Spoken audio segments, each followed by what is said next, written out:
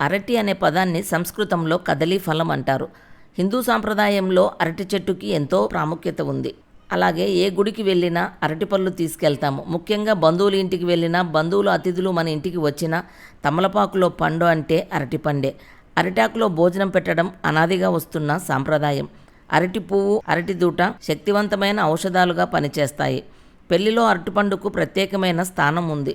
అరటిపండు తిన్నామంటే పెళ్లి భోజనం పూర్తయినట్లే. ఇంత ప్రాముఖ్యమున్న అరటి చెట్టు కథ తెలుసుకుందాం. ఋషి దుర్వాస మహర్షి పేరు తెలియని వారుండరు. అతను ఎంతటి బ్రహ్మజ్ఞానో అంతటి కోపిష్టి. ఒకరోజు ఉన్నట్లుండి దుర్వాసుల వారికి సంసార జీవితంలోకి వెళ్ళాలి అన్న కోరిక కలిగింది. పెళ్లి చేసుకోవాలి అనుకున్నాడు. ఈ విషయం అందరికీ తెలిసిపోయింది. అయితే ఈయన గురించి తెలిసిన వారు ఎవరూ పిల్లనివ్వడానికి అంగీకరించక భయపడి దాక్కున్నారు. ఒకరోజు దుర్వాసుడు ఔర్వు మహర్షి ఆశ్రమం వైపు వెళ్ళాడు. వచ్చినవాడు దుర్వాసునుడు కనుక ఔర్వుడి కుటుంబం అతడికి స్వాగతం పలికి సకల మర్యాదలు చేసింది. ఔర్వుడికి ఒక కూతురు ఉంది. ఆమె పేరు కందలి. పూజ చేస్తున్న కందలిని చూసిన దుర్వాసుడు, నాకు నీ కూతురునిచ్చి కన్యాదానం చెయ్యి అని అడిగాడు. భయంతో ఔర్వుడు, అయ్యా, మీకు నా కూతురు అందంగా కనిపిస్తోంది, కానీ ఆమెకు లోకజ్ఞానం తెలియదు, అవివేకి, వంట వార్పు అస్సలు రాదు, కనుక ఆమె మీకు ఏ విధంగానూ సరి అయిన జోడీ కాదు. అది కాక ఆమె తెలిసి తెలియక ఎన్నో తప్పులు చేస్తుంది. మీ కోపాగ్నితో నా కూతురు ఇమడలేదు అని పెళ్ళి వద్దు అని వారిస్తాడు. దానికి దుర్వాసుడు, ఆమె ఎలాంటిదైనా సరే నేను స్వీకరిస్తాను, నాకు కన్యాదానం చేయండి అని అన్నాడు.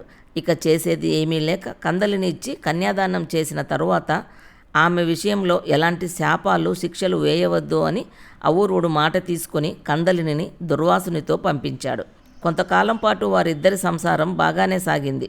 ఒకరోజు కందలి చేసిన పనులు నచ్చకపోవడంతో కోపావేశంతో దుర్వాసుడు త్రినేత్రం తెరిచాడు. అంతే, కోపాగ్నిలో కందలి బూడిద అయిపోయింది.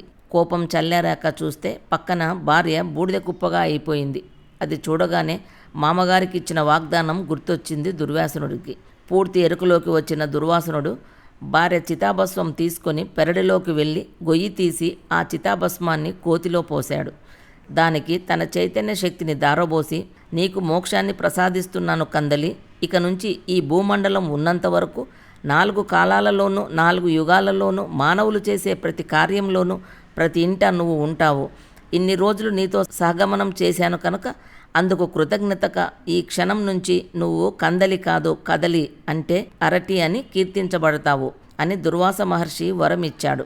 ఇదండి అరిటాకు, అరటిపండు, అరటి చెట్టు కథ. Thank you friends.